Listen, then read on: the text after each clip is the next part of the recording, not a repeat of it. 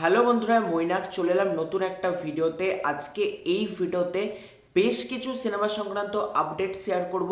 তাই সবার ফার্স্টে তোমাদেরকে অনুরোধ করব, চ্যানেলে প্রথমবার হয়ে থাকলে চ্যানেলটাকে সাবস্ক্রাইব করে দিও। তোমাদের যদি ভিডিওটা ভালো লাগে ভিডিওতে একটা লাইক করো, কমেন্ট করো। প্রথম যে আপডেটটা শেয়ার করব সেটা হচ্ছে ধুরন্ধর 2কে কেন্দ্র করে। হ্যাঁ, একটা রিউমার সোশ্যাল মিডিয়াতে ঘুরে বেড়াচ্ছে। ধুরন্ধর 2তে বড়ে সাহাবের চরিত্রে আমরা দেখতে পাবো একটা ইম্পর্টেন্ট ক্যামিওতে সালমান খানকে, এরকম জানা যাচ্ছে। দেখা যাক, যদি ধুরন্ধর 2তে সালমান খান থাকে আমি খুব খুশি হব, কারণ সালমান খানকে তো ঈদে পাচ্ছি না এবং আমাদের কাছে ঈদ মানেই হচ্ছে সালমান খান। এবার যেহেতু সালমান খানকে ঈদে পাচ্ছি না, যদি ধুরন্ধর 2তে সালমান খান থাকে আমি ব্যক্তিগতভাবে খুব খুশি হব এবং সালমান খানের যারা ফ্যান রয়েছে যারা, প্রত্যেকে কিন্তু এটা দিয়ে খুশি হবে। দেখা যাক এই রিউমারটা সত্যি হয় কিনা।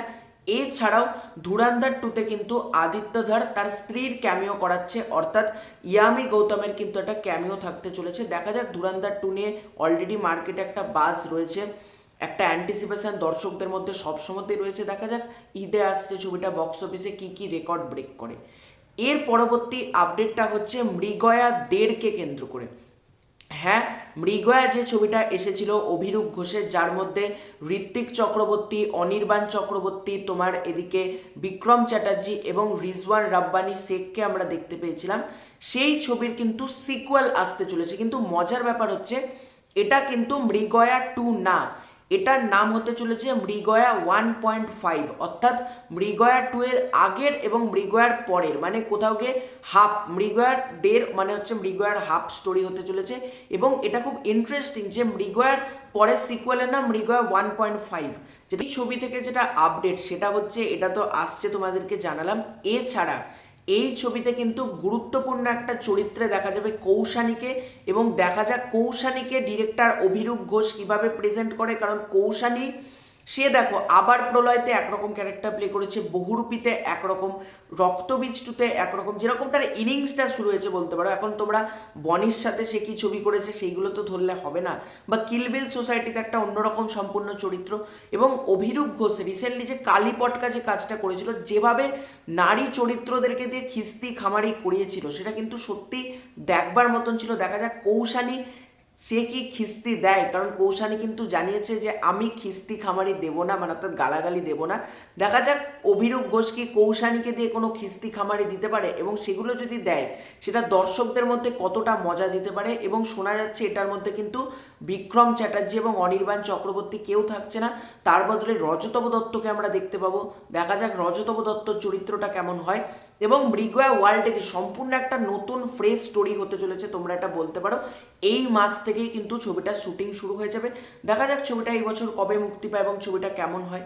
এর পরবর্তী আপডেটটা হচ্ছে টলিউডে ফাইনালি একটা সিনেমা ঈদে আসছে। দেখো, আমি ভাবছিলাম মনে হয় এবছর কোনো বাংলা সিনেমা আর ঈদে আসবেই না। একদিকে ধুরন্ধর 2 রয়েছে ঈদে, এবং টক্সিকের মতন ছবি আছে ঈদে, হয়তো কোনো বাংলা ছবি আর এই ঈদে আসবে না। কিন্তু একেবারেই সেটা না, ঈদে কিন্তু বাংলা ছবি আসছে। কোন ছবি? ছবিটার নাম হচ্ছে কর্পূর, পরিচালনায় অরিন্দম শীল। এই ছবিতে আমরা মুখ্য ভূমিকাতে দেখতে পাবো ঋতুপর্ণা সেনগুপ্ত, বার্ত বসু, অরিন্দম শীল, কুণাল ঘোষ, অনন্যা ব্যানার্জি এবং সাহেব চ্যাটার্জিকে। ছবিটা প্রডিউস করছে ফিরদৌসুল হাসান, অর্থাৎ ফ্রেন্ড কমিউনিকেশন। এই ছবিটা কিন্তু ঈদে আসছে, তারা কিন্তু অফিসিয়ালি ডেট অ্যানাউন্স করে দিয়েছে যে তারা ঈদেই আসছে। এবং আমার মতে একটা দারুণ জিনিস হলো, কারণ বাংলা যারা আমরা অডিয়েন্স আছে, আমরা ঈদে যতই ছবি দেখতে যাই কেন, কোথাও একটা বাংলা ছবি দেখার যে টান সেটা কিন্তু কাজ করে। তো একটা বাংলা ছবি ঈদে আসছে কর্পূর, দেখা যাক ছবিটা কেমন হয়। ছবিটা তো মনীষা মুখোপাধ্যায়ের অন্তর্ধান রহস্যকে নিয়ে গল্পটা, দেখা যাক কেমন হয়। এর পরবর্তী আপডেটটা হচ্ছে অরিজিৎ দাকে কেন্দ্র করে। দেখো, বাইরের মানুষের কাছে সে অবশ্যই অরিজিৎ সিং, কিন্তু আমরা যেহেতু মুর্শিদাবাদের মানুষ, আমাদের কাছে কিন্তু সে অরিজিৎ দা। তো অরিজিৎ দার একটা ছবি আসতে চলেছে, তোমরা প্রত্যেকে জানো, যে ছবিটার নাম হচ্ছে জঙ্গল অ্যাডভেঞ্চার। এবং এই ছবিটা এই বছরই মুক্তি পাবে। নওয়াজুদ্দিন সিদ্দিকী রয়েছে যে ছবিটার মধ্যে, জঙ্গল অ্যাডভেঞ্চার। তারপর অরিজিৎ সিং মানে আমাদের অরিজিৎ দাস, শোনা যাচ্ছে আমির খানের সাথে কাজ করতে চলেছে এবং অরিজিৎ সিং এর পরিচালনায় আমির খান আসতে চলেছে। না, এই খবরটা কিন্তু কোনো জায়গা থেকে এখনো বেরোয়নি, কিন্তু আমাদের বহরমপুর, জিয়াগঞ্জ বিভিন্ন জায়গাতে কিন্তু আমির খান এসেছিল এবং আমির খান সর্বোপরি অরিজিৎ সিং এর বাড়িতেও কিন্তু ছিল। সেই ওয়াইজ দেখতে গেলে আমার কাছে খবরটা এসেছে একটা ভীষণ ইনসাইডার জায়গা থেকে বলছি, অরিজিৎ সিং কিন্তু একটা ছবি বানাতে চলেছেন, যে ছবির মুখ্য ভূমিকাতে আমরা দেখতে পাবো আমির খানকে এবং ছবিটা পরিচালনার ভার সামলাবেন অরিজিৎ সিং। দেখা যাক এই ছবিটা আসে নাকি এবং যখন আসবে এই ছবিটা কি কি রেকর্ড ব্রেক করে, এবং আমি এই ছবিটাকে নিয়ে মারাত্মক এক্সাইটেড। অরিজিৎ সিং তার পরিচালনায় ফিরতে চলেছে, আমির খান প্রচণ্ড এক্সাইটেড। দেখা যাক কি হয় এই ছবিটাকে নিয়ে, এরকমই আপডেট উঠে আসছে। এবং আমির খান পুরো আমাদের বহরমপুর, জিয়াগঞ্জ সব জায়গা মোটামুটি ঘুরেছে। দেখা যাক বহরমপুরে শুটিং হয় নাকি, যদি হয় খুব খুশি হবো। এর পরবর্তী আপডেটটা হচ্ছে সিয়াম আহমেদের ছবি রাক্ষসকে কেন্দ্র করে, মানে সিয়াম আহমেদ এবং সুস্মিতা চ্যাটার্জির ছবি, যার ডিরেক্টর হচ্ছেন মেহেদি হাসান হৃদয়।